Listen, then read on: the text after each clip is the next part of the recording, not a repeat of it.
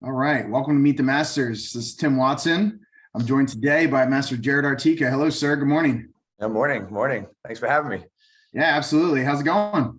Everything's good, man. Life's good. It's Friday. It's sunny. Life's good. Excellent. It's not very sunny here. It's a little overcast, but a lot of rain. It's coming for us this weekend. We're supposed to be rainy this weekend, but today we're loving it. Awesome. Well, thank you for joining me. It was interesting with this project, the Meet the Masters project, and like the pandemic in general. Like you and I have known each other for years, but I feel like through Facebook Messenger and then text messages, for one reason or another, we started talking, and then almost like quarterly or every couple of months, we got a chance to chat about everything, about the martial arts, about business. So I really appreciate getting the chance to connect with you on those things through all those. You're a good sounding board for those types of things. Same here. You were a huge sounding board to me. I was seeing what you guys were doing, and then I would reach out and be like, "Oh, what did you do there? That was slick. How did you do that?" And then you were teaching me things, and it was also, especially during the pandemic, it was nice to just hear somebody was going through similar things and just hear how you were dealing with it. Just felt like it was like some I don't know if you want to say comfort in the thing, knowing that somebody else was doing similar things and going through the same stuff. So yeah, you helped me just as much. So I appreciated the time to connect. Definitely. Yeah, I think comfort is the right word on that, where you're just like, oh, okay. Like you want to feel like you're on the right track, and and if you see someone else who you respect or you admire doing the same thing, it's like, okay, all right, I think I'm good. Facebook memories just popped up, the video, like the chopped up video of people doing the weapons and then tossing the nunchucks. Yeah. And then I know that was an idea from you. So that was cool seeing that pop up. You're one of those guys that you just, that part stunk, but you just kind of jumped into, you owned it, right? You just did stuff. And how did that work out for you in the long run? Yeah, like, jumping into we had no choice really, you know what I mean? Like during the pandemic, it's like, we just had no choice. It was like either go online or go out of business, really is what it was. So it's like, like with anything, like with you, like what we all do when we have students and we have our studio, it's like, what would you do if that was your family? What would you do? You'd want to stay connected with them somehow, right? So you just found a way. It's not like, oh my gosh, I can't, this is horrible. It's like, it's how can we go ahead with this? Everybody was doing the same thing. Everybody was going online and just connecting. And that video you were talking about tossing the weapons and stuff, that was like one of my students did that, and I was like, that's actually like a cool idea. And it was a nice way to keep connected, and that spawned conversations amongst them, which was good. The connection was the biggest piece. But I will say, like we did it, like you did it, we got through it, we all got through this, thank goodness. But if we never have to go back to something like that again, you know what I mean? I won't be too upset about it, but there have been some good things that came out of it. Like, these interviews came out of it, right? Like you being able to show the association, introduce the association to so many people that they might not have had this like intimate kind of discussions with. And, just being able to use technology like we are. And, there's just different ways, like some, COVID was tough, but we all came out of it with some good stuff. And so it wasn't a complete loss. It was definitely a learning experience, and there's some good things that came out of it. So, but I'm glad it's in the past for now. Yeah. I feel like, and you can tell me if you feel the same way, that a lot of people that stuck with the studio through COVID, it strengthened their relationship or their identity, like as far as like being a part of the dojang. Did you find the same thing? 100%. Yeah, we reinforce that too. It's like, especially people that tested for gut rank or black belt rank, saying, like you have this badge of honor that you can say, hey, I tested, I progressed, I stuck with it through if it doesn't, it's pretty hard. It's hard as it is without a pandemic, but if you can do it through the pandemic, a pandemic like that, it's a greater sense of pride. So that, saying that kind of thing and reinforcing their identity for martial arts and stuff like that, just by recognizing that, was a big piece for us, for sure. It's kind of crazy. It was, we have Don testing on Saturday, tomorrow, and we have people that did those pandemic tests And Yeah. it's like, all right, you're gonna have to break boards, you gotta spar, you gotta do self-defense. Like they went through a very, and not that they didn't go through a tough test, but they went through a very different test than what we're used to. Right. Right. I always, even for some of the like some of the masters things, I remember sitting on a panel for that for the Region 9 folks, and I'm like, Right. this is different, but it's hard in a different way. It's like harder in a different way. It was, it's strange. I don't know how to put it. It was just like, it was different. They, they weren't breaking boards and they weren't doing certain things, but it was like harder, and there was like nowhere to hide. Like you had to just keep going. It was, the pace was, I don't know. It was just different, you know what I mean? But at the end of the day, everybody pushes through and does their thing, and the challenges are different for everybody, Sure. Yep. Yeah, Erin said her fifth on test, she did it online. She says the hardest test she ever did. Yeah. Yeah. You're the only one Mainly there. because maybe because Muhammad was a part of it. That Muhammad definitely had something to do with it too. Yeah, for sure. So moving back a little farther than the pandemic, I want to talk about how you got started in the martial arts. So how did you get started? What motivated you to get started in classes in the first place? And I guess give everyone a backstory. Sometimes I'm bad at introducing people. Like I just assume people know, like everyone knows Master Arteca. So yeah, just talk a little bit about your history in the martial arts, where you got started, and we'll go from there. Sure. Yeah. I mean, I think if you know my dad, of course, that was the reason, he was tinkering around with stuff. I was like 5 or 6 watching him do this stuff. And I'm like, I just wanted to do everything he was doing. So if he was fishing, I wanted to fish. If he was like shooting hoops, I wanted to shoot hoops. But if he was doing karate, I wanted to do karate. So I just, every time he was doing that, I wanted to do it with him. So in many ways, I view him as like my first instructor. So he would just, show me stuff. And whenever I was doing that, there really weren't classes for 5 and 6 year olds. It was like, a long time ago. It was like in the early 80s.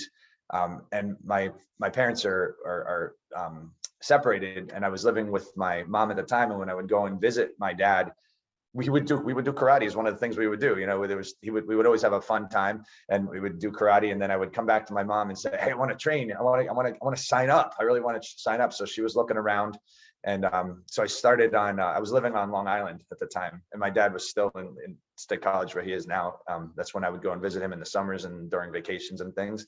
And when I would come back, I would ask my mom, sign me up. I want to train. I want to be like my dad in that regard. And she looked around, and we found a school in the town, just like, down the street from us. And the guy was literally putting up the sign and paint on the walls when we walked in. So I was very fortunate to be his first youth student. His name is Master Charles Water on Long Island, and it was through Mudu Kwan. So it was through the Mudu Kwan Association. So it was under Huang Ki at the time. Huang Ki was still, alive, and he was still in charge. And so I walked in and started training with Master Water, and started progressing through the ranks there. And I actually was able to test for, I think it was 8th Cup. He invited H.C. Huang to the studio, so he was the center examiner. I didn't realize the significance of it back then, but now I do, and I thought that was quite an honor. And then continued to train through him, and went to some competitions there, which were also incredibly different than they are now. And then I ended up moving to Pennsylvania to live with my dad, and transitioned from the Mudu Kwan Association to World Tang Soo Do, and had to kind of test, show my way through that I still knew stuff. The curriculum was very similar. So it was, I was just able to show that, okay, my rank over here was somewhat equivalent over here. I had to do some catching up. But then, I think I came over as a brown belt. I think it was 3rd Cup.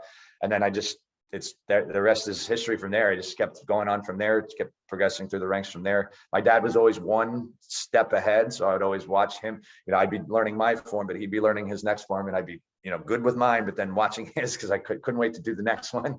And then, so by the time it was my turn, it was kind of like I did the mental exercise and was able to kind of pick it up. And, and still to this day, he's a step ahead of me. He's the sixth on, fifth on. And so he's still a step ahead of me. And so, yeah, that's really where it was. It all started with my dad, still continues with my dad, fortunately. And that's the history there. When you moved home with him, did he have his own studio at that point? No, not at the time. We were actually at the State College YMCA, and there was a lot of history in there in Central Pennsylvania with like Master Vaughn and Master White and Master Summers and Mr. DiMuccio. He was actually our instructor at the time. He was still there.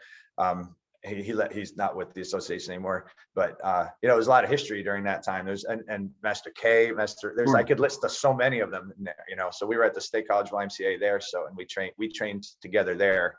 I remember going to the adult classes with my dad, and on it was like 8 to 10 p.m. on like Mondays and Wednesdays, being like in like 5th grade, something like that. It was kind of late, but that's where we were at the time. And what year? I know I talked to your dad about this. What year did he start his own dojang? I think it was 1998. I think 1998 or 1999. I think it was like the late 90s. I think. Mm-hmm. Yeah, I don't remember the exact date. I think it was 1998. Yeah. So I started in 2001, and I think my first Region 8 championship was 2002. And I just remember going to creativity division, and your group was one of the teams. It could have been that year, but I don't know if you guys did a team every year. You stood out to me. Like there were others that had like crazy, like Black Belt Academy and Shin Karate. They would have these big elaborate sets and demos and things like that. And I just remember your team didn't necessarily have all the costumes and stuff, but you just had rock solid basics, and like you just stood out. Do you kind of spearheaded that, like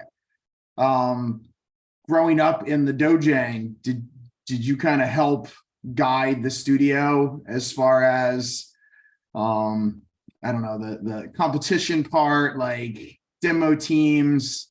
Was that something that you were really into? Yeah, 100%. Yeah, I 100%. Yeah, I had opportunities all the way throughout. Like, my dad and I were always a good team together, and so he was actually, we had a demo team when we were at the State College Y as well. We had a demo team there, and my dad was in them with us and stuff. And then when he started to transition out, and then he transitioned me in. So watching how he ran them and how he did his things, was a really good learning experience for me. And then, watching other teams, like the good teams that you mentioned there, like the ones that were just like, oh, look at that. Oh, like, always learning from the competition and what you can take away, and being like, wow, we got to really step up. They're so good.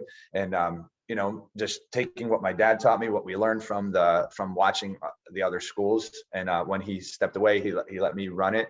And yeah, we did as much as we could. We did have a team every year, and we couldn't do the props really. Like there was reasons, like either like budget reasons or transporting them down there reasons, kind of a thing. All the above.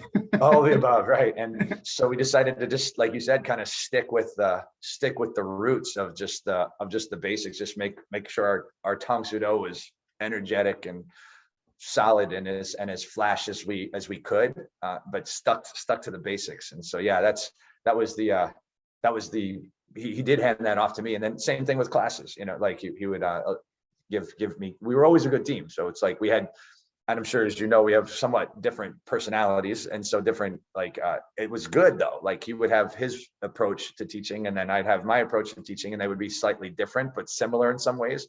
So students would appreciate the variety at the similarity, if that makes sense. Yeah. So yeah, definitely was able to have a good role in the studio, and I appreciate that, because it really prepared me for everything that I've done since.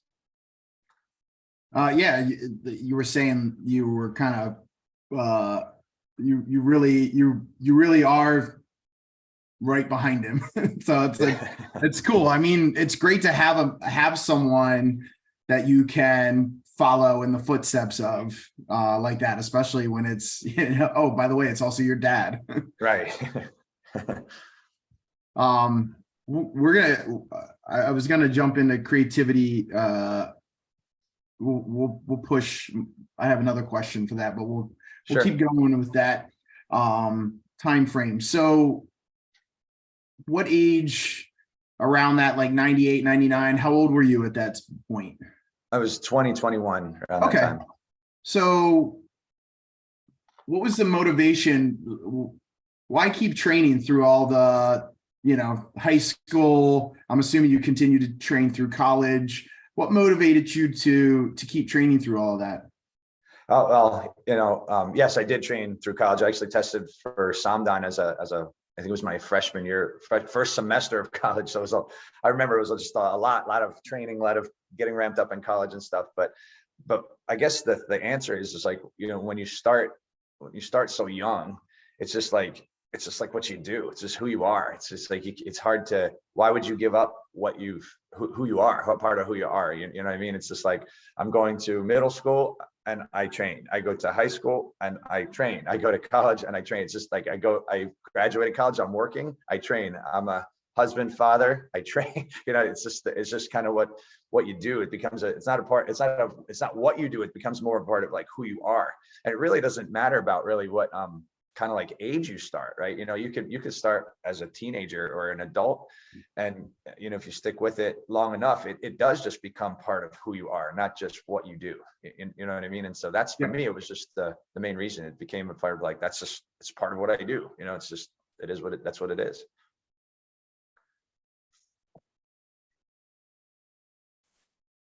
So yeah, a lot of people end up having the excuse like, oh, school is tough. And I have so many friends at this point, including my wife, who not only did she train through college, she trained through medical school. So it's one of those things, like, if you love it enough, if you want to make the time for it, you can.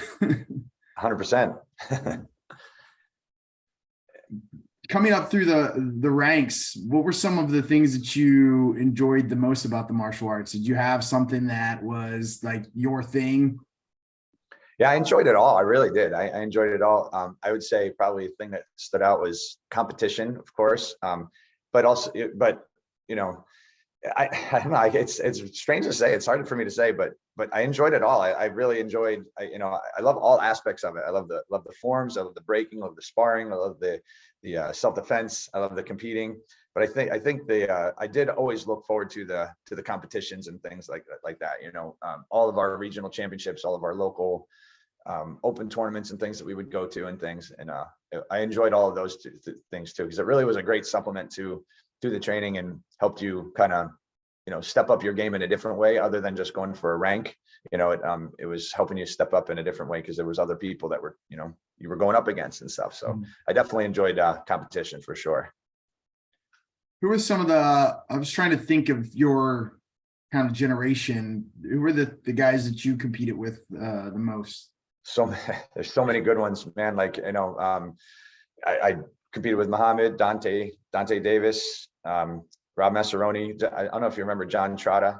Yeah. Antonio. Paul Reyes.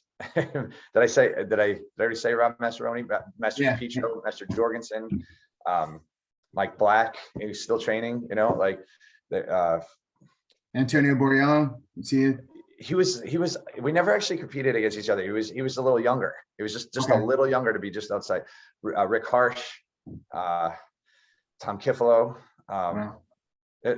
just a lot of, I loved competing with those guys. And it's and almost, everybody there, if they're still, on this earth, they're still training. You know what I'm saying? All those people, they're just phenomenal. It was such a blessing to be coming up through the ranks and being able to compete when they were competing as well.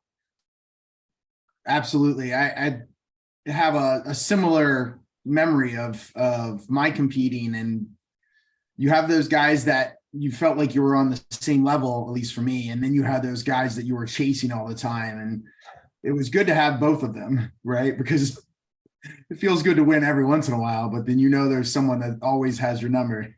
100%. Yeah. That's what makes it fun, man. Like you gotta, that's how you know you're going to get better. If somebody has your number, there's something more you can do. You know, there's always something more you can do. And that person's showing it to you, definitely. Yeah, it's you and I have shared sparring drills and things like that, but I've never gotten a chance to spar with you. So one of these days, yeah, definitely, it'd be fun. need to come up or get you to come down and have a sparring class. 100%. I would love it. It'd be awesome. Yeah. So I'm going to jump ahead a little bit. You have your own studio in Region 9. How did you end up in Region 9 in Massachusetts? Yeah. So I met my wife. It kind of goes back a second here. So please feel free to jump around however you need to. Yeah, because it's not like, oh, I'm just gonna go there. There was several reasons for it. So like, in college, I met my wife in college, and she's from New England. Her family lives in Connecticut. Her sister lives in Massachusetts, and so in Pennsylvania, that's still home to me. Region 8 is still, home to me. Still miss all you guys. But there came a point where my wife was definitely missing her family, and they weren't just like a 3-hour drive is not that big of a deal. But when it comes to like 7-ish more hours of a drive, it's kind of like you got to go for more than just a weekend. And right. So it started to kind of weigh on her a little bit. And we had our daughter. Her daughter was getting a little older, and so my wife just said she wanted to be closer to her family, and also like where I was at in-state college, there was it was already kind of I was kind of wanted to start my own dojang, because I felt like my dad had taught me a lot. I've learned a lot from all of my peers and seniors in Region 8, and I was like wanted to try it. I wanted to do it, but in central Pennsylvania there was already a lot of schools, and there was and it was. And in the towns where there weren't schools, there was like 800 people, like literally 800 people, so I didn't want to play like a small game. I wanted to go somewhere, if we were going to get the 1%, I didn't want it to be like 8 people, you know what I mean? I wanted to be able to have the chance to be around a lot of people. So the best compromise for us, for my wife, Lisa, and I was to go not where her parents were, but to go in Mass, because if we went to Connecticut where her parents were, we would have gone from where there was a lot of schools in central Pennsylvania to where there was a lot of already really good schools in Connecticut. So we were like, how can we be around her family, and how can we go somewhere where there's like help to grow World Tong Soo Do where there's really nothing yet. So that's where we ended up. We ended up in central Massachusetts, right near her sister, and her sister, there's no studios. The closest one was in Master Costa in New Bedford. And I think there was maybe a club getting started in Springfield. So that was like on two opposite ends of the state. So we were in the middle. So it was like wide open, and it was her family. So it was a win-win. So it was a way to start over for both of us. How was that transition when you go from, like you said, people around, support, to where you're kind of on your own island? Like, even though you have a few studios in the state, like you said, you're kind of, they're here, you're here. And how did that go in the beginning? Yeah, and I guess how's it still going? Thankfully it's still going very well. I'm very blessed. But it was definitely a hard ramp up thing, because when I moved, I was working for an engineering company in State College, and I was very grateful they allowed me to work remotely. So little did I know, I already knew how to work remote once the pandemic hit. So I had been doing all that kind of stuff. Like we were doing Google Hangouts. We weren't using Zoom. We were using like Skype and Google Hangouts and stuff. But it was hard, because I felt I was always very like face to face with people at my job there, and then having to be all the way through the computer, it was hard. And then not having just a studio to go train at, like that was right there to kind of go, blow off some steam. My studio was my basement that was moving boxes around and stuff. And so it was a tough ramp up, because it was like, I was working, I felt a little disconnected. And then I didn't have my own studio or own group of people right nearby. But thankfully, another reason why we moved to Region 9 was I loved the culture of Region 9. And I got to, I had a lot of friends through the Master's Clinic, meeting Master Fairley and, Master Valentin, Master Couture, those people I knew them from the clinic, and they were just a fun group of people. And I was like, cool, it's another win. I love the culture up there too. So, and so they were very supportive, like, hey, come down and train, while you're doing your thing, come down, whatever we can do to help. They were always very helpful. But it was definitely hard to kind of start from scratch, but at the same time, it was also like exciting, and the way I got started, it was kind of, I don't know, it was like a coincidence, or it just kind of fell into place. I'm like, I don't want to go off and rent a place right away. I just, I'd rather go to, like, to say a YMCA where they just need a martial arts program. So I was like looking around, there was like big YMCAs around here. There's 3 big ones. And so I just looked at each one, and the one closest to us was, ironically, had a job opening for a martial arts instructor, just out of the blue. And they posted it like 3 weeks before after we'd moved. So I applied for it. And they didn't have many applicants, but the ones that did apply were more for, like, they were more focused towards adults, and they wanted more people that were focused on kids, which is what we have a lot of that in our association, thankfully. So I started there at the YMCA, and they were really great to us.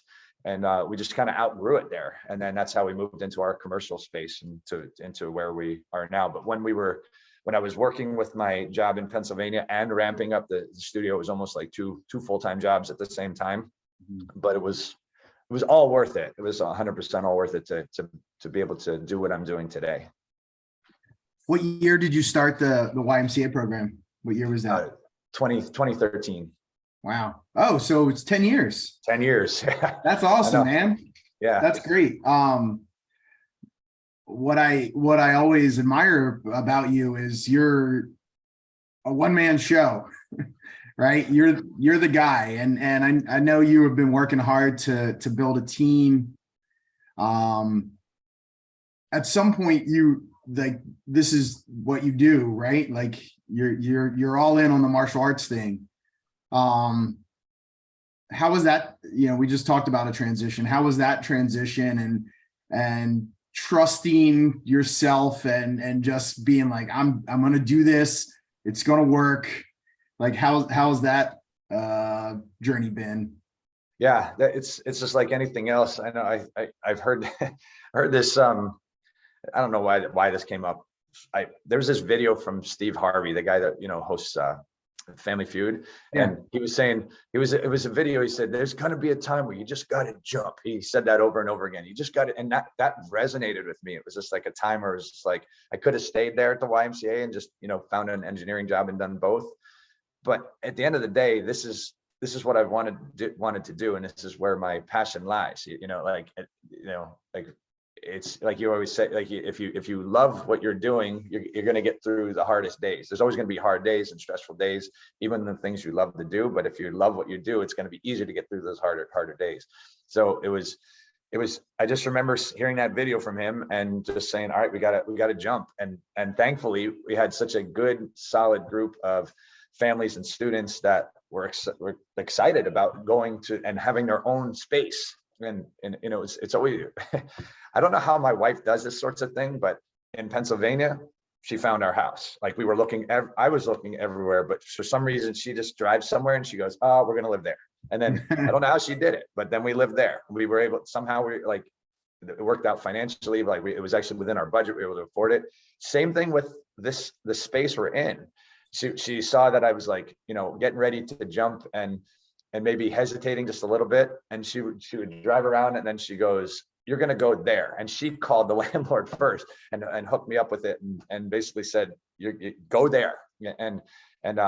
So, ramping into that space was definitely like kind of a scary thing to do, any sort of change. But at that point, I had changed so much. I just left Pennsylvania, where I was at for like 20 years. Everything was familiar, knew everybody, moving to where like there was nothing, we knew nobody here. So I was kind of like, hey, if we're going to change, let's just pile on all of the change all at one time. You know what I mean? And that's kind of like what we did. And, I just had the faith that the students that we were blessed to have, they were going to help us make our school, it's not mine, it's like our school great. And they were going to make it that way. And which they did, thankfully. They, almost everybody came over with us to the commercial space, and we're excited to do it. They were like, it's our home, and that's what I wanted them to feel, was that it's like, it's our home, it's our space, we can do whatever we want here. And it was a lot. It was definitely scary, but I really had high confidence that it was going to work because of the student base we had, like just the great families, really supportive families that we had. That's awesome. And whenever I'm at a world championship, or I went to the Region 9 tournament recently, I get a chance to see your students, and they're always so respectful and nice, open to feedback. But they're also, the ones that I've seen are sharp, right? You can tell that they're most of them are kids. So Yeah. At this point they're lifers, but they're in, they bought into the program, and it's cool to see that. And I'm always happy to see that for my friends, that, it's not a surprise, but it's still nice to see that you have those dedicated students. So it's awesome. Yeah, thank you. And like I said, they're a blessing. They're just as much of a they're a part of my extended family. That's how I view them. Truly. And like, they truly are, especially the ones that have been with us from the very beginning. Some of the ones that you saw compete at the World Tournament, I think that some of them were in your ring, I think. Yep. And you gave some really good feedback. They came back and said that you gave them some good stuff that they've worked on. They worked on 4 regionals and stuff. And I appreciate you saying those sorts of things, because they're a blessing to me. They're like my extended family. So going back, full circle as far as the creativity goes, I actually got to be a judge for the Region 9 creativity this year, and your team crushed it, man. They did a great job on the theme that they did this year's, and congratulations on getting the win. Thank you. Yeah, thank you. Appreciate it. It was awesome to have you there. It was like to have you and Jeff and Anna there. It was nice to have Region 8, part of the Region 8 family there. That was, you could tell you talked about growing up, you didn't have a lot of props and things like that. You guys went all out with the props and the costumes, and it was awesome. Yeah, thank you. Yeah, we did. And I mentioned before that that I, going up through the ranks, I loved competing. And obviously, you have your in-house tournament, which is really awesome that we have, some competition still at our level. But, I don't do a lot of competition. So like I get my competition like juice out through, through working with the students that are competing, so like, since I'm not able to do creativity myself anymore, watching them do their thing is like so rewarding, watching them work so hard and, put their whole heart and soul into it, and see the things come together as they coach each other, and sometimes, push and kind of get in each other's face and let's go, kind of thing. It's just rewarding to watch them push each other and work hard, and to see them do their thing. Just really proud of them. They're working hard. That's great. As someone who grew up in the martial arts, do you feel like that's an advantage for you when it comes to teaching kids? Oh yeah, 100%. Yeah, I mean, because I've gone through every phase of it. I've gone through I'm playing soccer, so now I don't want to go to karate. And my mom was always like, "That's cool. Get in the car. We're going to karate." Same thing with my dad. It's okay. Go. You're going to karate. It was like I was going to do other things plus karate. It wasn't an activity. It was like a life investment. It was like a development in my abilities, you know what I mean? And my life skills, you know?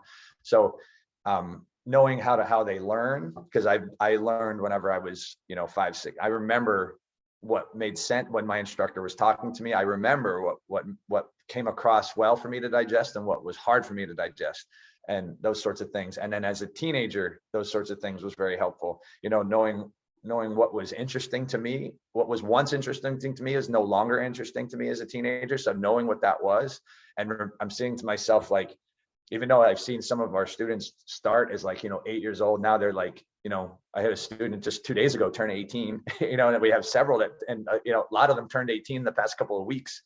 And I'm like, I can't, yeah, and I'm not viewing them as 8 years old. They're teenagers. They have other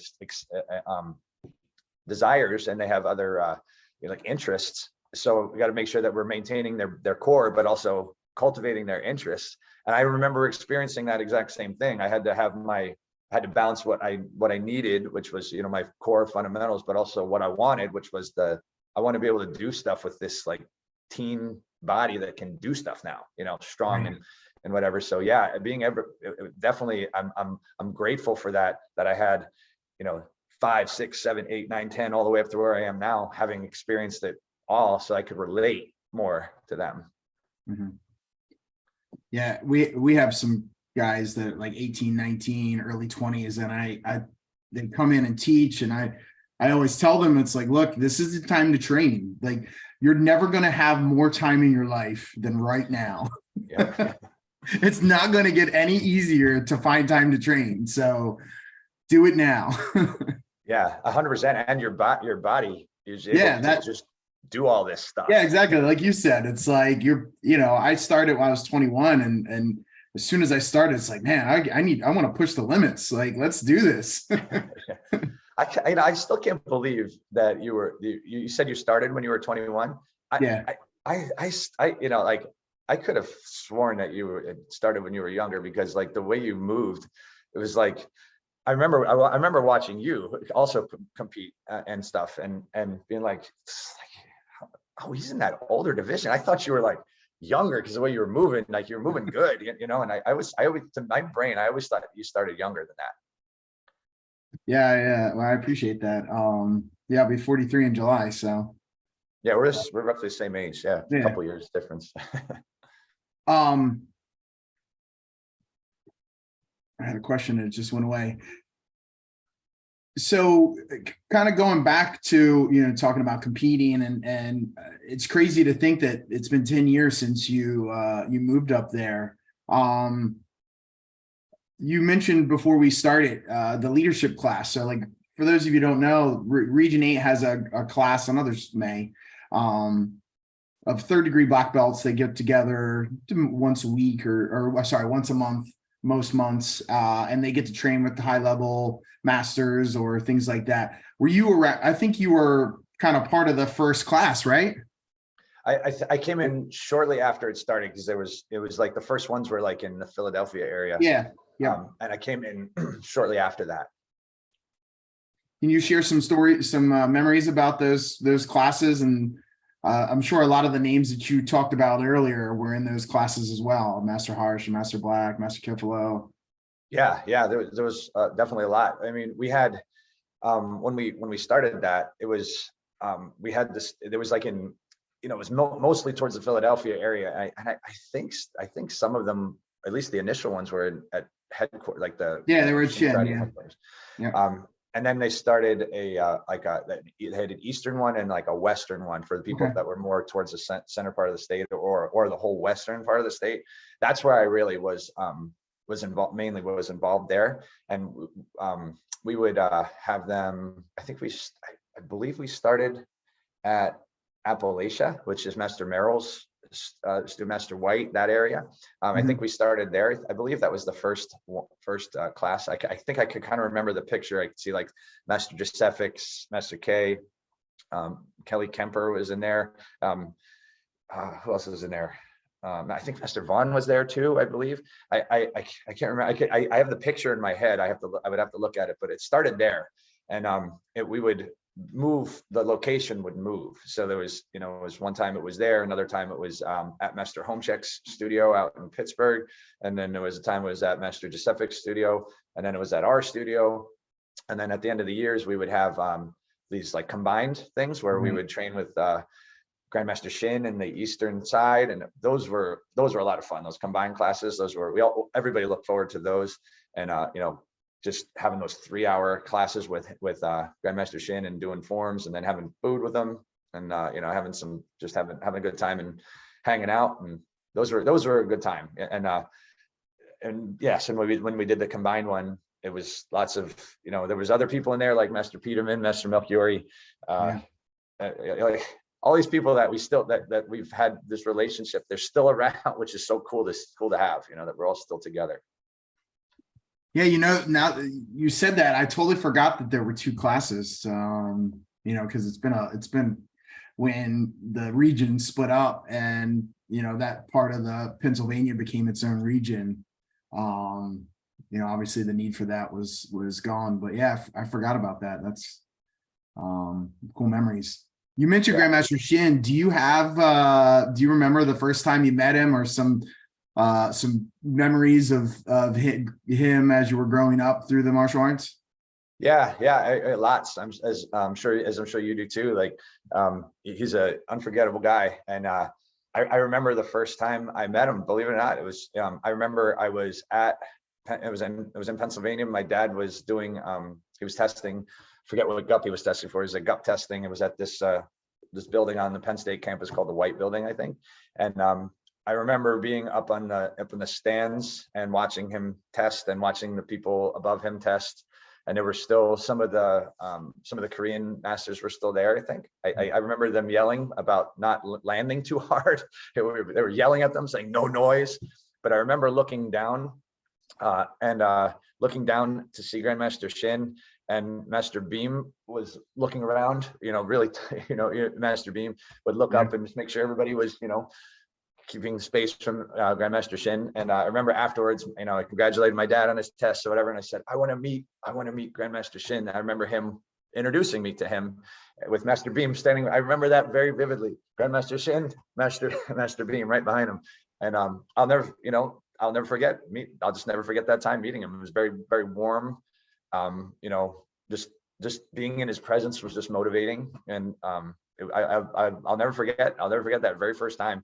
And all of the, we had, being in Region 8, we were very blessed to have him like right there, and we were able to train with him often at the leadership classes, at the black belt clinics, at seeing him at the tournaments, hearing him speak, seeing him at the black belt tests, working with him on the Western side of the leadership class and hearing his guidance, all those sorts of things. And, and just his sense of humor was just, was always fun. Like, he would always say something out of the blue that you'd just be like, you wouldn't expect it, and it would be funny. You know what I mean? And, I remember very, very vividly when I first met him, and then many memories out of him after that.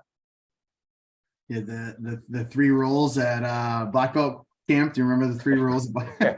We were just talking about it. Yeah, it was one more time, or be on punctuality. Be on time, one more time, and then the no hanky panky. No hanky panky. Yeah. It's just one of those, like, did he just say no hanky panky? Yeah, right. Were you there the year where he made us watch Mr. Bean? Yes, and he was laughing hysterically. That was one of my favorite memories of him, just because he said it was very important for us to laugh. That's what he said. Be happy, laugh. You know what I mean? So he put on Mr. Beam, and he was sitting there just hysterically laughing at everything that Mr. Bean was doing. It was funny. Yeah, it's one of those. It's like, we're in a gym, it's hot, and you just want to either go get something to eat or, whatever, decompress for the night. And he's like, we're gonna watch Mr. Bean. It's like, I remember that show. Yeah. Why are we watching this? Right. So you went from Region 8 and being able to have Grandmaster Shin there to moving to Region 9, and then being able to spend some time with Grandmaster Bodwin. I feel like him and Grandmaster Shin had a lot of similarities in just being a warm, welcoming person. Just share some memories. Could you share some memories about Kwanjin and Bodwin with us as well? Yeah, definitely. I remember the very first time I met him too, was at my first world championship in 1998. It was still when they were still at the Civic Center in Philadelphia. And it was my first competition in World Tang Soo Do when I moved from Mudaquan. So it was huge. I went from going to some like national tournaments and like smaller tournaments in the Mudaquan to this gigantic tournament in this other organization. So I was like really nervous, but he was my center judge. And when I went up, I remember I was going up and doing Basai, which it was still kind of new to me. And so I was new form, huge venue, competing, still pretty young, nervous. But then I look at the center judge, and the center judge is he was Master Bodeman at the time, of course. And just the way he looked at me with this like warm, just all the, I don't know, it was like all the nervousness left me. And I was able to kind of just enjoy competing and just enjoy doing it. It was my very first impression of him, and how accurate was that of him throughout his whole entire life. He would just look at you. His smile was the warmest thing like on the planet almost, right? He would smile at you, and he can make the worst day the best day with that smile. And I remember that was my first memory of him. And then coming up and having the privilege of spending some time with him in my time here in Region 9, it was awesome as well. I mean, he was still same person, never has never changed. He was still the same warm yet motivating person, inspiring person, very wise, and just having the opportunity to train with him, be trained with him, and we would have our studio owners meetings and hear his perspective, go to his Karate Kid Olympics tournament a couple times, and that sort of thing. It was just it was a good it was a blessing. It was such a great opportunity. I was very fortunate to be able to come to the region while he was still here. I love what you said, where you could feel the care and the warmth just from looking at him. Sometimes I feel like that. I try to do that in the studio, but just hearing you say that in a tournament, just a look, being able to kind of calm you down. That's awesome. That's something that I will think about the next time I judge, and at the studio, right? And just trying to make people feel at ease and comfortable, because sometimes, especially with a tournament, it can be a little nerve-wracking. So that's awesome. Definitely. Thank you for sharing that. There's actually a picture. My dad took it, and the way Master Bodeman was looking at me, he was looking down but smiling. So he was looking at me like, you gotta get this done, but you're gonna be fine. That's pretty much what his face said. You know what I mean? It was just like looking down with this warm smile. It was looking down. It's like, get it done, let's go, but you're okay. You're okay. You know what I mean? Like that was the feel. When I look back at that picture, I could still remember how everything just kind of went, okay, I can do this. That kind of a thing. So yeah, I like what you said too about, though, like we should learn from that. We should try to do that ourselves, to our students and to the people that we're judging, like the things that we received from them, we should try to maybe give back in our own ways to them, to the next generation. Yeah, well, yeah, there's never going to be another, Grandmaster Bodwin, but we can certainly share that spirit and energy in our own way, right. For sure. So, right. Yeah. One of my favorite memories was when I got my master's belt. He was tying my belt on, and one of my friends was screaming like, "Woo, Tim!" And he patted me on the cheek. It was Jen Twardowski. I'm sure you know Jen. Yeah.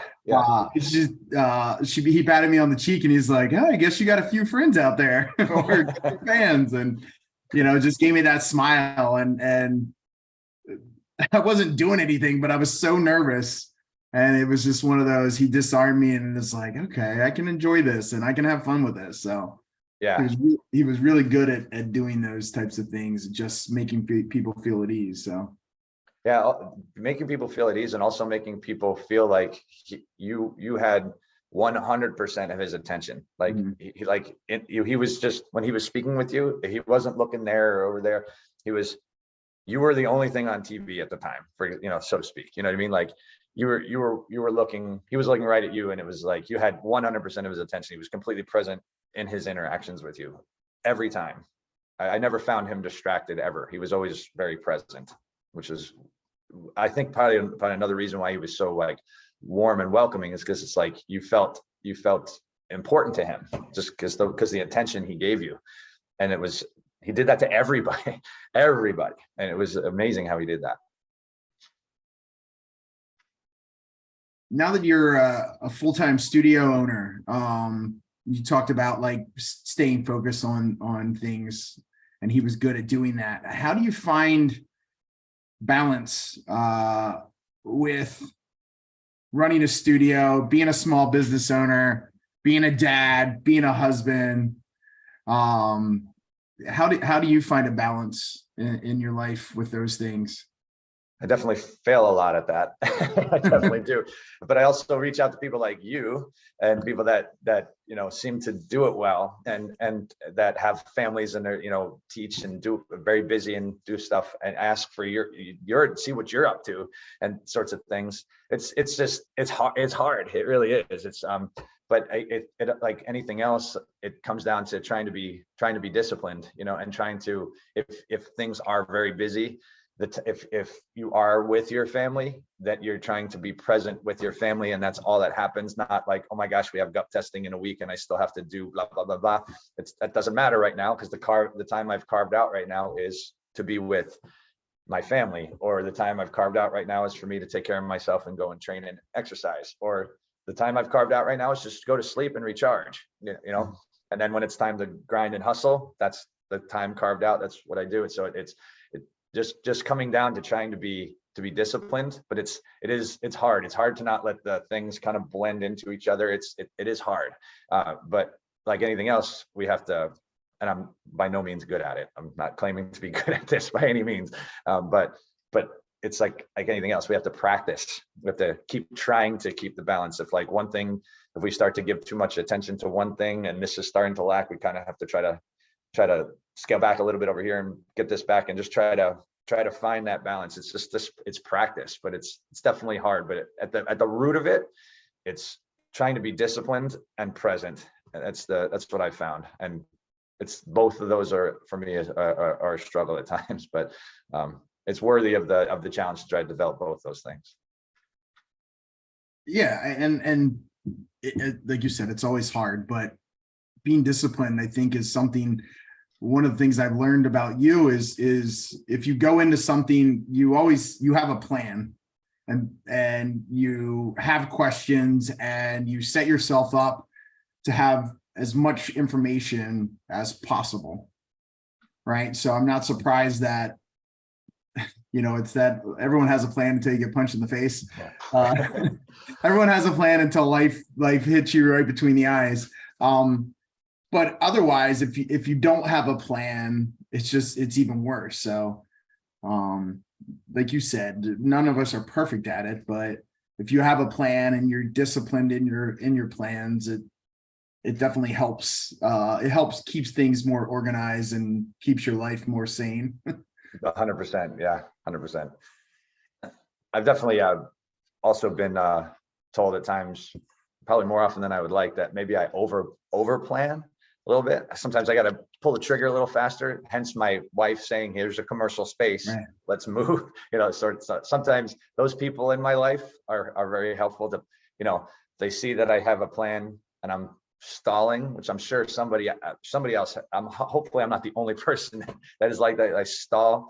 People like Master Valentin saying, "All right, let's go. You know what to do. Just go." Or Master Priest, like there have been people that have been Master Santianto also been, people are saying, you got this, go, stop planning, just go. You've got enough data, go for it. It comes back to the whole jump thing, Right. Yeah. Master Gawain always, one of his jokes was ready, fire, aim. Yeah. Right. It's just like, a lot of times you can learn as you go. Right. And that's easier said than done sometimes. And some people are better at doing that. And honestly, I feel like I've gotten better at that because I'm an instructor, because sometimes I'll have a game plan when it comes to teaching class. But like I always mess with one of our instructors. He'll be like, "What are we doing tonight?" It's like, "We're gonna teach some tongue sudo." Yeah, there you go. Master Valentin I like his approach to that too. He's like, "We're gonna do the two-step approach," and I'm like, "What's a two-step approach, sir?" And he's just like, and he goes, "We're gonna take one step on the mat and another step on the mat, and then we're gonna get to work." So it's like, no need to plan. We're just gonna go two steps on and get to work, kind of a thing. That's perfect. Sometimes if that's what you got to do, you just got to go do it. You have enough knowledge and experience, and just leverage that. Sometimes. Yeah, absolutely. Cool, man. As we're winding down here, again, I want to thank you for joining me. Is there anything that we haven't touched base on that you would like to talk about, or any other stories or thoughts before we wrap up? No, I'm not sure. I mean, I just appreciate you bringing me on, and keeping us closer together with these interviews and stuff. I appreciate it. It's always a pleasure to chat with you. And I wish, like I said, I wish we were kind of a little bit closer so we could train a little more often and get that sparring time in.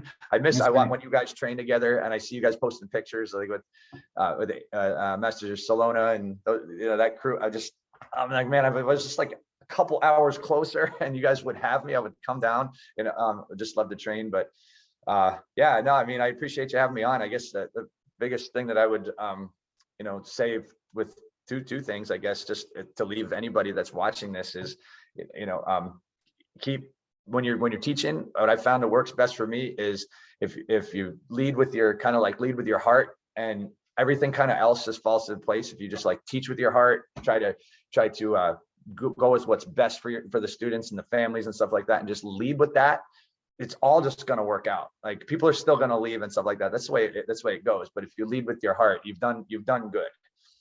That's the first thing. The second thing is just keep training. I don't care if you're 40s or in your 80s, just keep training. Or if you're in your teens, keep training. Find a way. Keep training. There's always a way when there's always a way. So just keep training. Always. You find a way. If you're injured, work around it. If you got, look at yourself. You got your lower body's injured. You're still doing what you can with your lower body. You're probably focusing on your upper body and doing what you can, right? So just keep training. We need all the young people to come up and be the future of our association. The people that are still with us, we need that wisdom still around. We need you to be able to move. So keep training. Yeah, I mean, look at your dad. You talked about keep training. I mean, your dad is a perfect example of that. I can't tell you how many times where I'm sitting with him and someone will figure out, we'll find out how old he is, and they're just like blown away. Because at this point he's in his 70s, right? Yeah, he's in his 70s. Yes. Yeah, and it's just like, he doesn't. I mean, you'd guess the way he moves, the way he carries himself. He's easily 10 to 15 years younger. In his attitude, his demeanor.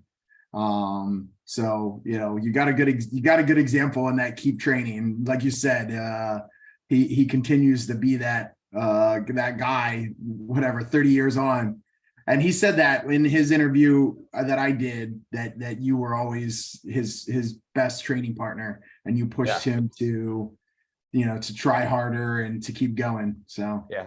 Doing forms side by side is one of our favorite at clinics and stuff, at Masters Clinic, Black Belt Clinic. Those are some of our favorite things, was doing the forms and going up through. Well, soon enough, you'll be able to join him alongside him as a sixth dan, right? Yeah, hopefully, yeah, that's right. Going through the process now, so yeah, he's still ahead of me, so I'm trying my hardest to catch up. Awesome. Well, thank you again for joining me. I appreciate it.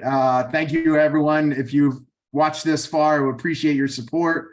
I'm working on making the interviews a little more consistent for 2023. Got some great ones lined up, and I hope that everyone continues to watch. So, sir, thank you again for joining me, and we'll talk soon. Sounds good. Tang Su.